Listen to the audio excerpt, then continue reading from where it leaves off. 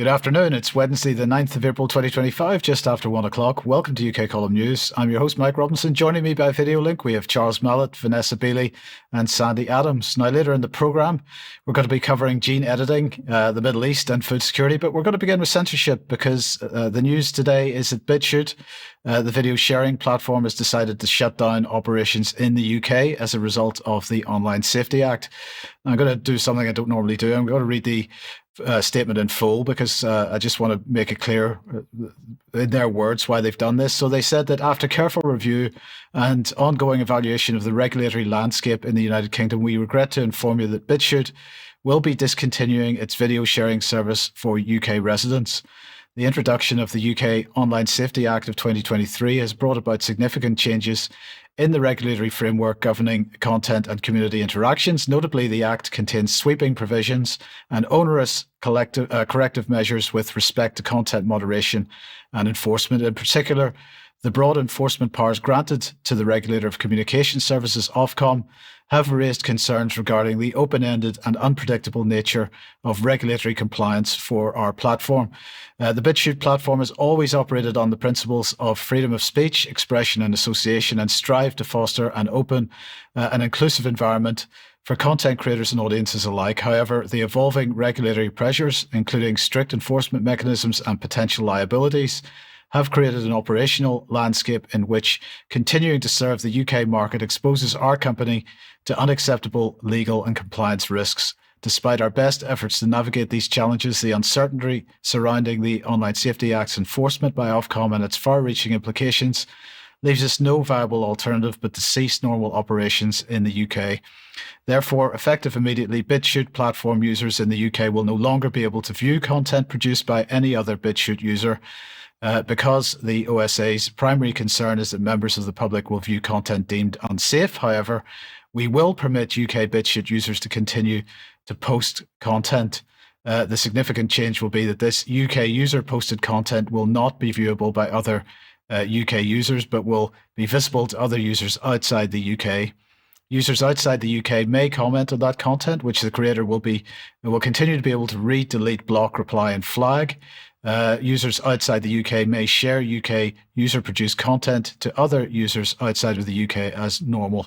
In other words, for users in the UK, including content creators, the Bitchute platform is no longer a user-to-UK user video sharing service. We deeply regret the inconvenience and disappointment this decision may cause to our UK users and partners. This decision was not taken lightly. It reflects our commitment to maintain the highest standards of compliance, protecting our community and ensuring that our platform remains a safe and sustainable place for creative expression globally. We recognise the value of our UK community and extend our sincerest apologies for the disruption caused by this necessary step. Our support teams remain available to answer any queries or concerns regarding this transition. We appreciate the support and engagement of our community around the world and remain dedicated to providing a platform that champions free expression and innovative content sharing in an environment of regulatory certainty. Thank you for your understanding. Now, I'm going to say that's the end of their statement, but I'm going to say that I do understand this absolutely.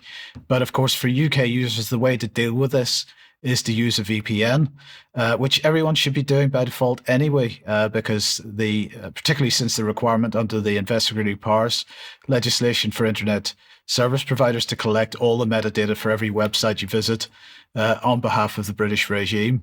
So this is another platform falling in the UK. Charles, I'd be interested to get your comments on this because it follows on, of course, as we've been talking about over the last couple of weeks. The announcement of small forums shutting down because of the restrictions imposed by the regulatory regime around so-called user-to-user platforms. What are your thoughts? Right, mate. Hi, mate. Can I get a pint of lager, please? Yeah, of course. Can I just see some ideas? Yeah, no worries. It's got it somewhere here.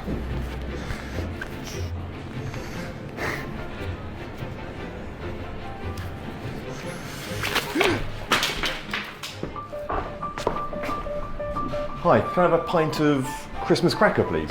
Certainly. I know it's a surprise for everyone, but I don't get asked for my ID anymore. But for loads of young people, they get asked all the time when they want to buy a drink. So we're changing the law so that next Christmas, young people will have their ID on their phone, so they won't have all of the hassle of needing to get ID or leaving their ID at home or their paper ID getting lost or damaged. There's already 50 digital apps like this one. But what it means is that bar staff can scan to prove somebody's identity, and it doesn't give away any personal information. So it means that giving your ID is safer than it's ever been before.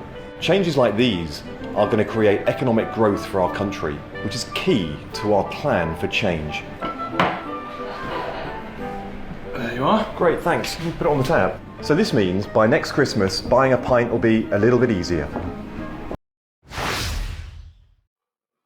Well, I'm not sure if it would have been able to cram any more untruths into such a short video clip, but he had a fairly good go at it. Of course, first thing to note might be that the government minister didn't try to help a member of the public who just dropped something right next to him, which I thought was quite indicative. But the point is that he is really honestly trying to make a case for security and convenience versus the possibility that you might occasionally drop something that is physical on the floor, and that's really his only selling point.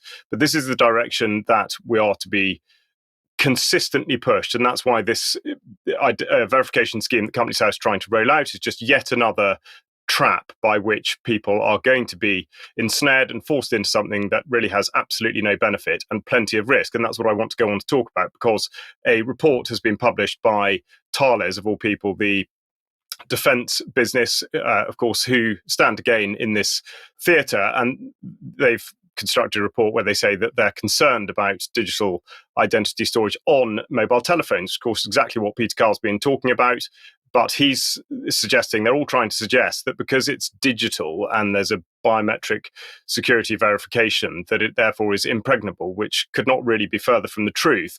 And so this is referring to people who've got images stored of identity documents, and therefore there's a low security threshold there, and therefore there should be a mechanism by which we're able to deal with that via this much vaunted idea of digital ID. And so let's just have a quick look at some of the companies that are involved in this space and will be holding some of the infrastructure that we are supposed to rely on, one of them being Capgemini. And here's a piece from Hedgehog talking about 20 gigabytes of sensitive information having been stolen. Now, the reason I've highlighted them is because I put in a Freedom of Information request to the Ministry of Defence recently about the veteran ID card in order to find out who's going to be dealing with the data, because it certainly isn't going to be the Ministry of Defence.